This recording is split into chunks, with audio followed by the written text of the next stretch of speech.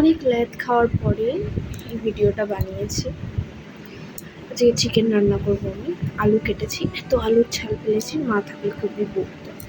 আর এদিকে মিক্সিতে পেঁয়াজ আর রসুন কাটার জন্য নিয়ে নিয়েছি। সামনে পেঁয়াজ আছে, লঙ্কা আছে, আলুটা জলে ধোয়ার জন্য রেখে দিয়েছি। এই এত বড় বটিতে কেটেছি।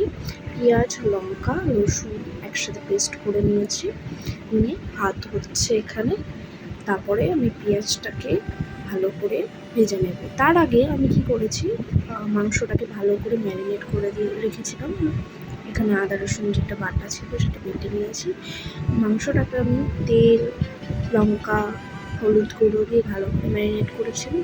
তারপরে যেহেতু আদা রসুন খেতেই হবে, দিতেই হবে, তো আদা রসুন আর লঙ্কার যে পেস্টটা ছিল সেটা আবারও আরেকবার ভালো করে মাংসের সাথে ম্যারিনেট করে নিলাম। ভিডিও বানাতে খুবই ল্যাদ লাগে, তো সেই জন্য চ্যানেলটার নাম রেখেছি দ্য লেজি গার্ল, কারণ ল্যাদ খেয়ে খেয়ে ভিডিও আপলোড করছি। আমার এটা ফার্স্ট ভিডিও, জানি না কেমন হচ্ছে, কি হবে, চিকেনটা কেমন রান্না হবে, কীভাবে করবো। আর দেখে তো খুব টেস্টি মনে হচ্ছে, আশা করি খুব ভালো হবে। তো এরকমভাবে ভালো করে ম্যারিনেট করে রাখবো। তারপরে কথা বলতে গেলেও কষ্ট হয়ে যাচ্ছে, এত লেজি কে হয় কোথায় আমি। যাই হোক, তো দেখুন তারপরে আমি কি করবো, একটা কড়াই নেব, সে তো লাগবেই রান্না করার জন্য জানি। কড়াইতে তেল দিয়ে নেব, তেল শেষ হয়ে গেছিলো তাই অল্পই তেলে রান্না করছি। তারপরে এই যে গরম মশলা আছে, গরম মশলার মধ্যে থেকে এলাচটা বের করে নেব, নিয়ে দিয়ে দেবো গরম তেলের ওপরে। এবার এক হাতের ভিডিও করাটা তো ভীষণ টাফ ব্যাপার, তো এলাচটা বের করতে গেলে ভীষণ কষ্ট করতে হচ্ছে আমাকে, যেটা করতে চাই না। তো তাও কষ্ট করে আমি একটা এলাচ বের করে দিয়ে দিলাম, আর একটা এলাচ লাগবে সেটাও কষ্ট করে বের করছি। এলাচ দিলাম দুটো, আর দারচিনিটা বের করে রেখেছি, আশা করছি দিতে পারবো, কিন্তু এত বড় দারচিনি যদি ভাঙতে পারি তবেই দিতে, নাহলে দেব। দুটো এলাচ দিয়ে দিলাম, দুটোই দিয়েছি, এবং দুটো লবঙ্গ দেবো। দারচিনি তো হবে না, তো লবঙ্গ দিয়ে দেবো, দুটোই লবঙ্গ দেবো, দিয়ে দিলাম। ওই এলাচটা কিন্তু দিয়ে দিলাম।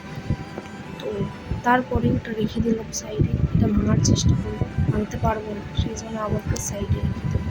হচ্ছে না এখন, ছাড়ো, অত টাইম নেই, অত পেশেন্স নেই। তো এরপরে চিনি দেবো, কথাগুলোর মধ্যে মধুরত্ব নেই, মাংসতে একটু চিনি দিই। আমি তেলে, এদিকে তেল গরম হয়ে যাচ্ছে, তাদের পেঁয়াজটা দিয়ে দিই, আর পুড়ে যাবে। তারপরে চিনি দেবো, পেঁয়াজটা দিয়ে ভালো করে একটু নেড়ে দিই। দেখতে তো বেশ সেই লাগছে, জানি না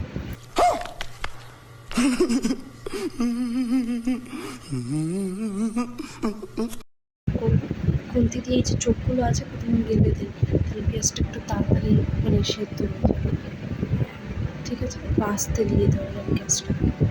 তো তারপরে চিনি দেবো, সরি নুন চিনি করে মাথাটা খারাপ হয়ে গেছে। নুন দেবো অল্প করে, যাতে তাড়াতাড়ি পেঁয়াজটা সেদ্ধ হয়ে যায়।